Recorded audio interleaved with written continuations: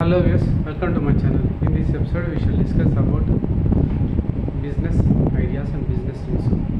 How to invest, when to invest, and when to exit in business. In any kind of business, sometime we have to invest and sometime we have to exit. ఏ బిజినెస్లో అయినా ఒకసారి time business invest చేయడానికి అనుకూలంగా ఉంటుంది, ఒక్కొక్కసారి exit కానీ అనుకూలంగా ఉంటుంది. అది ఎప్పుడో తెలుసుకుంటే మనకు ప్రాఫిట్స్ అనేవి వస్తాయి. స్టాక్ మార్కెట్ కూడా అంతే. కరోనా టైమ్స్లో 20,000 సెన్సెక్స్ కరెక్షన్, మళ్ళీ 3 monthsలోనే అది రికవర్ అయింది. అంటే మీరు 1 lakh ఇన్వెస్ట్ చేసి 30,000 3 monthsలో వచ్చింది. ఇప్పుడు కూడా సెన్సెక్స్ 60,000 పాయింట్స్ కరెక్షన్ వచ్చింది.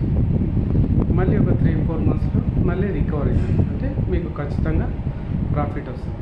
స్టాక్ మార్కెట్లో చాలా రకాల స్టాక్స్ ఉంటాయి. ఊరు పేరు లేని స్టాక్స్ తీసుకుంటే జీరో అవుతాయి.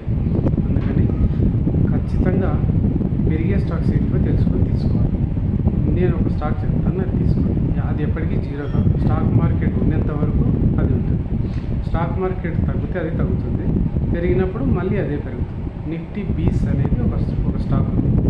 అది తీసుకుంటే అది ఎప్పటికీ జీరో కాదు. తగ్గినప్పుడు ఇంకా కొన్ని తీసుకోండి, తగ్గినప్పుడు ఇంకా కొన్ని తీసుకోండి.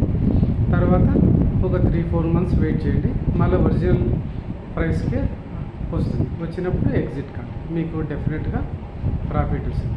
ఇప్పుడు స్టాక్ మార్కెట్ 60,000 పాయింట్స్ కరెక్షన్ వచ్చింది.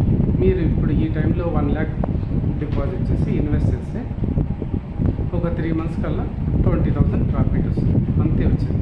అంతేగాని 1 lakh 3 lakh 4 lakh అట్లా ఏం రాదు. 1 lakh చేస్తే 3 months కల్లా 20,000 ప్రాఫిట్స్ వస్తుంది. నిఫ్టీ బీసీ ఏ స్టాక్లో అయినా అంతే వచ్చింది.